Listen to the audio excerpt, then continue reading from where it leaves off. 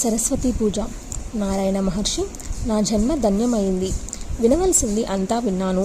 ఒక సందేహం మాత్రం ఉండిపోయింది. పరాప్రకృతి 5 రూపాలు ధరించింది కదా, వారిలో ఏ రూపానికి ఏ పూజ ఎలా చేయాలి, లోగడ ఎవరు చేశారు, ఏ వరాలు పొందారు, స్తోత్రం, ధ్యానం, ప్రభావం ఇత్యాదులన్నీ తెలుసుకోవాలని ఉంది, అనుగ్రహించు అని నారదుడు అభ్యర్థించాడు. నారాయణ మహర్షి ఆరంభించాడు. నారద, దుర్గా, రాధ, లక్ష్మి, సరస్వతి, సావిత్రి అని సృష్టికి ఆదిలో పరాప్రకృతి 5 రూపాలు ధరించింది. వీరి పూజా విధానం సుప్రసిద్ధం. వీరి ప్రభావం పరమాద్భుతం. వీరి చరితం అమృతప్రాయం, సర్వమంగళప్రదం. వీరు ప్రకృతికి అంశకలలు. సవిస్తరంగా చెబుతాను, సావధానుడివై ఆలకించు. వీరితో పాటు కాళి, వసుంధర, గంగా, షష్ఠి, మంగళచండిక, తులసి, మానస, నిద్ర, స్వత, స్వాహ, దక్షిణాదేవుల చరితలు చెబుతాను. సంగ్రహంగా కొందరివి, విస్తరంగా కొందరివి తెలియజేస్తాను. దుర్గా రాధలది విస్తీర్ణమైన చరిత. బ్రహ్మనందన తొట్టుతలిగా శ్రీకృష్ణుడే సరస్వతి పూజను రూపొందించాడు. ఆ తల్లి అనుగ్రహం ఉన్నట్టయితే మూర్ఖుడు సైతం పండితుడవుతాడు. కృష్ణాదేవి ముఖం నుంచి ఆవిర్భవించిన వెంటనే సరస్వతీదేవి కామపరవశ అయి కృష్ణుణ్ణి సమీపించింది. ఆవిడ భావాన్ని గ్రహించిన శ్రీకృష్ణుడు పరిణామంలో సుఖభమైన హితాన్ని, సత్యాన్ని మృదువుగా ఉపదేశించాడు. సాధ్వి, దేవి, సరస్వతి, నా అంశతో అవతరించిన ఈ చతుర్భుజ నారాయణుణ్ణి సేవించు. అతడు యువకుడు, సుందరుడు, సర్వ సద్గుణ సంపన్నుడు, అన్నింటా నాకు తుల్యుడు, కామినీమణుల కామాన్ని గుర్తించగలిగినవాడు, తీర్చగలిగినవాడు, శతకోటి మన్మథాకారుడు. అతడిని సేవించు. అలా కాక నన్నే కాంతుడుగా వరించి ఇక్కడ ఉండదలిస్తే కొన్ని ఇబ్బందులు ఉన్నాయి. నీకన్నా బలవంతురాలు, శక్తిమంతురాలు రాధ ఉంది. నీకు క్షేమం కాదు, నేను కాపాడలేను. ఇతరుల కన్నా బలవంతుడు కదా మరొకరిని కాపాడగలడు. నేను అశక్తుడిని, అనీశ్వరుణ్ణి. పరులను ఎలా కాపాడగలను? లోకం దృష్టిలో నేనే సర్వేశ్వరుణ్ణి, సర్వశాసకుడినే. కానీ రాధను బాధించడానికి మాత్రం నేను చాలను. తేజస్సులు ఆ రాధ నాకు సమానురాలు, నా ప్రాణాధిష్టాన దేవత. అందుచేత రాధను హింసించడం అంటే నేను ప్రాణాలను విడిచిపెట్టడమే. ఆ పని చెయ్యలేను. ప్రాణాల కన్నా తీపి మరొకటి ఉంటుందా? కాబట్టి ఓ కళ్యాణి, నువ్వు వెంటనే వైకుంఠానికి వెళ్ళు. చతుర్భుజుడిని సేవించు. నీకు నాకు క్షేమం. అతడిని పతిగా స్వీకరించి చిరకాలం సుఖాలు అనుభవించు. అక్కడ అరిషడ్వర్గ విరహిత లక్ష్మీదేవి ఉంటుంది. తేజోరూప గుణాలలో నీకు సరిసమానురాలు. ఆమెతో నీకు కాలం హాయిగా గడుస్తుంది. లోభమోహాలు లేనిది కనుక నిన్ను బాధించదు. ఆ చతుర్భుజ నారాయణుడు కూడా మీ ఇద్దరి పట్ల సమానమైన గౌరవాధారాలను చూపిస్తాడు. సరస్వతి, నీకు మరొక వరం ఇస్తున్నాను. ప్రతి విశ్వంలోనూ, ప్రతి యుగంలోనూ దేవ మానవ జాతుల వారందరూ నిన్ను పూజిస్తారు. మాఘమాసంలో శుక్ల పంచమి నాడు విద్యారంభంలోనూ భక్తి ప్రవత్తలతో నిన్ను అర్చిస్తారు. మహాప్రళయంతో సృష్టి అంతమయ్యేదాకా నీ పూజలు నిరంతరాయంగా సాగుతాయి. షోడశోపచారాలతో కన్యాశాఖోక్త పద్ధతిలో ధ్యాన వాహనస్తవాలతో జితేంద్రియులై నిన్ను కొలుస్తారు. నీ రూపంతో సువర్ణ గుటికను తయారు చేసి కుండలో కానీ పుస్తకంలో కానీ నిక్షేపించి గంధ చందనాదులతో అర్చించి అటుపైన దానిని కవచంగా కంఠసీమలోనో కుడి భుజానికో ధరించిన వారు నీ అనుగ్రహానికి పాత్రులవుతారు. నారద, ఇలా నియమించి శ్రీకృష్ణుడు ముందుగా తానే ఆ పూజను చేశాడు. అటుపైన బ్రహ్మ, విష్ణు, శివాదులు, అనంతుడు, ధర్ముడు, సనకాది మునీంద్రులు, సకల దేవతలు, రాజులు, మానవులు అందరూ చేశారు. ఈనాటికి సకల లోకాలలోనూ సరస్వతీదేవి అర్చింపబడుతుంది అని క్లుప్తంగా ముగించాడు నారాయణ మహర్షి. నారదుడికి సంతృప్తి కలగలేదు. కల్వ శాక్తోక్త పద్ధతి ఏమిటో వివరించమని అడిగాడు. పూజా ద్రవ్యాలు, నైవేద్యాలు, ధ్యాన కవచాదులు తెలియజెప్పమని కుతూహలంగా ప్రకటించాడు. మహర్షి వివరంగా తెలియజేశాడు. విరించి సుత, మాఘశుక్ల పంచమి నాడు గాని, అక్షరాభ్యాసం నాడు గాని తెల్లవారుజామునే లేచి శుచి అయి సంయుతుడై నిత్యక్రియలు పూర్తి చేసుకొని కలశాన్ని స్థాపించాలి. ముందుగా వినాయక పూజ జరపాలి. అటుపైన సరస్వతిని ధ్యానించి కలశంలోకి ఆవాహన చేయాలి. మళ్ళీ ధ్యానించాలి. షోడశోపచార పూజ చేయాలి. పాలు, పెరుగు, వెన్న, పేలాలు, చిమ్మిలి, చెరకు, పటిక బెల్లం, తేనె ఇత్యాదులు నైవేద్యం పెట్టాలి. తెల్లని బియ్యంతో అక్షతలు తయారు చేయాలి.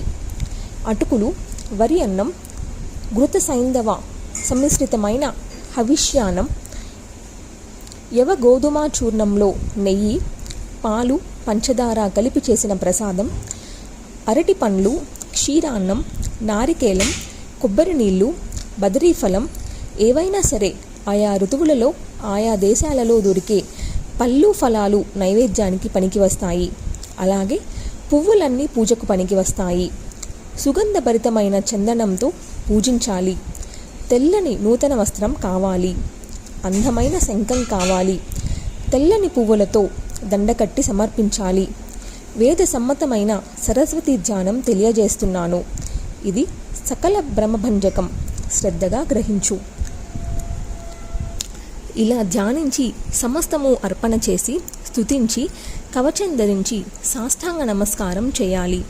చేసిన వారికి సరస్వతీదేవి కులదైవమై సకల శుభాలు కలిగిస్తుంది. విద్యారంభంలో కానీ, సంవత్సరాది నాడు కానీ, ఏ పంచమి రోజున కానీ ఈ పూజ చేయవచ్చు.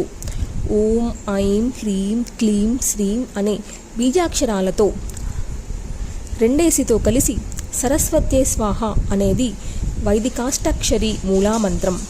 ఇది కల్పవృక్షం లాంటి మంత్రం. ఈ సరస్వతి మూల మంత్రాన్ని ఆదిలో నారాయణుడు గంగా తీరాన వాల్మీకి మహర్షికి ఉపదేశించాడు. పుష్కర క్షేత్రంలో సూర్యగ్రహణం నాడు భృగు మహర్షి శుక్రుడికి ఉపదేశించాడు. చంద్రగ్రహణం రోజున మరీచి మహర్షి వాక్పతికి అనుగ్రహించాడు. బదరికాశ్రమంలో బ్రహ్మదేవుడు భృగువుకు ఉపదేశించాడు. క్షీర సముద్ర తీరంలో ఆస్తికుడికి జరత్కారువు, మేరు శిఖరం మీద విభాంకుడు, ఋష్యశృంగుడికి శివుడు ఖనద గౌతములకు, సూర్యుడు కాత్యాయన యజ్ఞపల్కుల్యకు, ఆదిశేషుడు పాతాళంలో పాణినికి, భరద్వాజుడికి, శకటాయనుడికి ఉపదేశించారు. నారద, మూల మంత్రాన్ని 4 లక్షల సార్లు నిష్ఠతో జపించినట్టయితే మంత్రసిద్ధి కలుగుతుంది. మంత్రసిద్ధి కలిగిందంటే అతడు బృహస్పతి సమానుడైనట్టే. నారద, గంధమాధవ పర్వతం మీద బ్రహ్మదేవుడు భృగు మహర్షికి విశ్వజయ సంపాదకమైన సరస్వతి కవచాన్ని అనుగ్రహించాడు. ఆ సందర్భంగా జరిగిన వారిద్దరి సంభాషణను యథాతథంగా చెబుతాను, ఆలకించు. భృగు మహర్షి అడిగాడు, హే బ్రహ్మన్, బ్రహ్మ విధాం శ్రేష్ఠ, బ్రహ్మజ్ఞాన విశారద, సర్వజ్ఞ, సర్వజనక, సర్వేశ, సర్వపూజిత, విశ్వజయ వహమైన సరస్వతి కవచాన్ని అనుగ్రహించు. వత్స భృగు, సర్వవాంఛప్రదమైన సరస్వతి కవచాన్ని ఉపదేశిస్తున్నాను, గ్రహించు. ఇది శృతిసారం, శృతిసుఖం, శృత్యుక్తం, శృతిపూజితం. గోలోక బృందావనంలో రాశిక్రీడారతుడైన రాసేశ్వరుడు శ్రీకృష్ణుడు నాకు ఉపదేశించాడు. ఇది కల్పవృక్ష సమం, అత్యంత గోపనీయం. కని విని ఎరుగని మంత్రాక్షరాలున్నాయి. ఇందులో ఈ కవచాన్ని ధరించిన శుక్రాచార్యుడు సర్వదైత్య గురువయ్యాడు. బృహస్పతి బుద్ధిమంతుడయ్యాడు. దేవగురువు అయ్యాడు. వాల్మీకి కవీంద్రుడయ్యాడు. స్వయంభువ మనువు సర్వపూజితుడయ్యాడు. దీన్ని పఠించినందువల్ల, ధరించినందువల్ల విశేష ఫలితాలు లభిస్తాయి.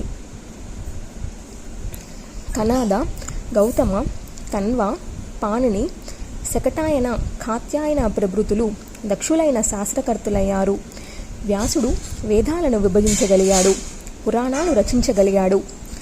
సాతాతప, సంవర్త, వశిష్ఠ, పరాశర, యజ్ఞవల్క, ఋష్యశృంగ, భరద్వాజ, ఆస్తిక, దేవల, జైకిషవ్య, యయాతి ప్రముఖులు సర్వదా గౌరవ మర్యాదలు అందుకుంటున్నారంటే దీని మహిమ వల్లనే. ఈ కవచానికి ప్రజాపతియే స్వయంగా ఋషి, బృహతి ఛందస్సు, శారదాంబికయే దేవత. సర్వతత్వ పరిజ్ఞాన, సర్వార్థ సాధన, కవితా రచన యందు దీని వినియోగం. బీజాక్షరాలతో సహా ఉపదేశిస్తున్నాను, గ్రహించు. భృగు మహర్షి, ఇది బ్రహ్మ మంత్రోగ రూపం, బ్రహ్మరూపకం. ఈ సరస్వతి కవచానికి విశ్వజయము అని మరొక పేరు. ఒకప్పుడు గంధమాధవ పర్వతం మీద సూర్యుడి ముఖతః నేనిది విన్నాను.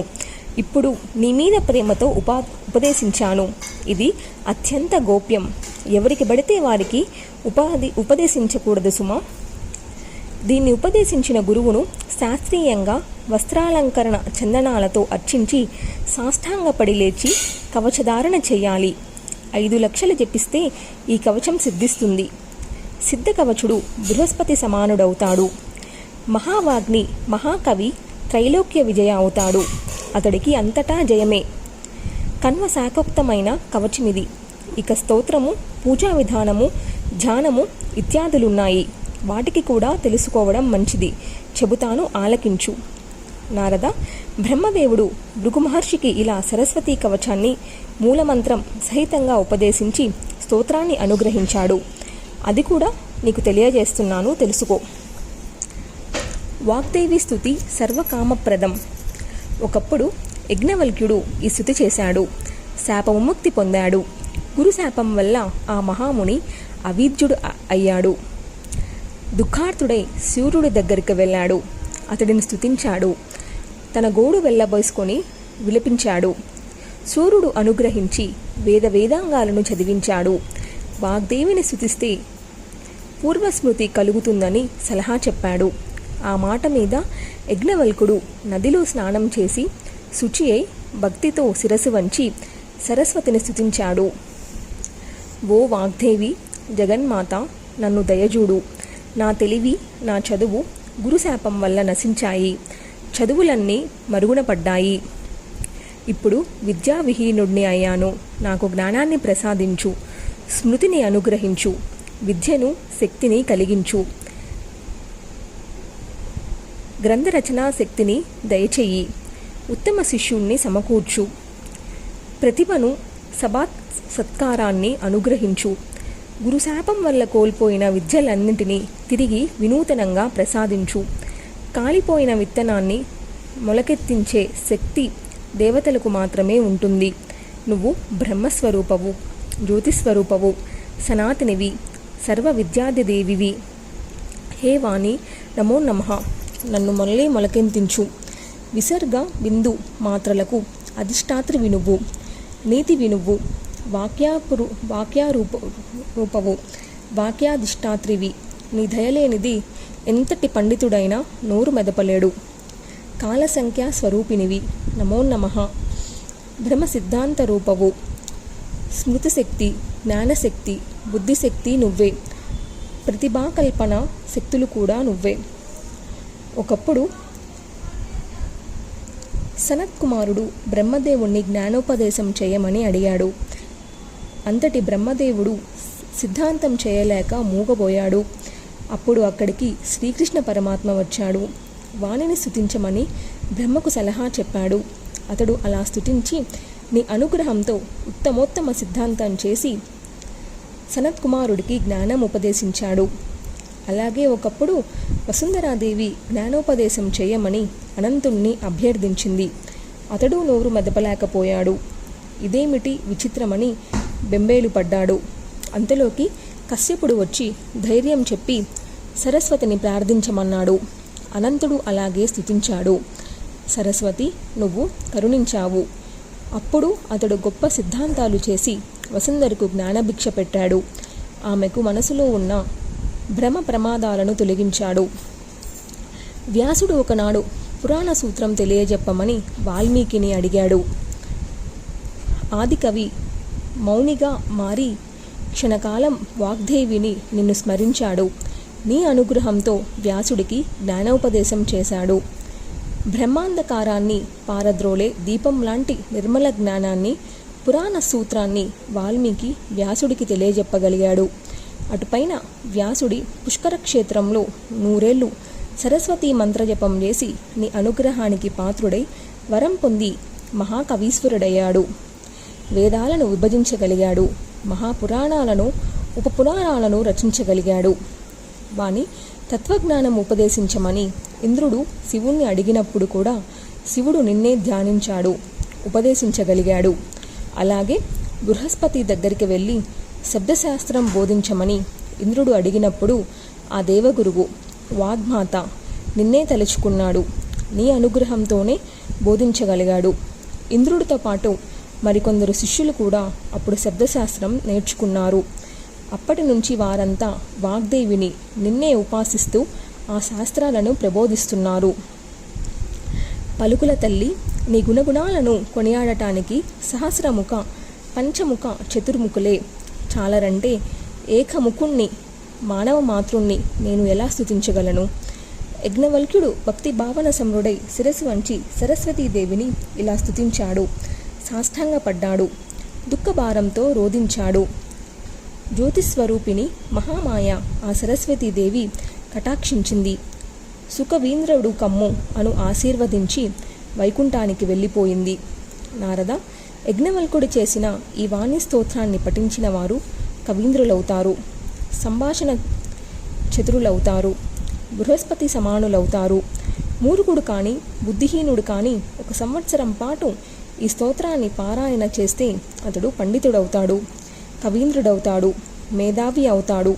ఇది ముమ్మాటికి నిశ్చయం. నారద మహర్షి వైకుంఠంలో నారాయణుడి చేరికలో ఉంటున్న సరస్వతికి ఒకనాడు గంగాదేవితో కలహమయ్యింది.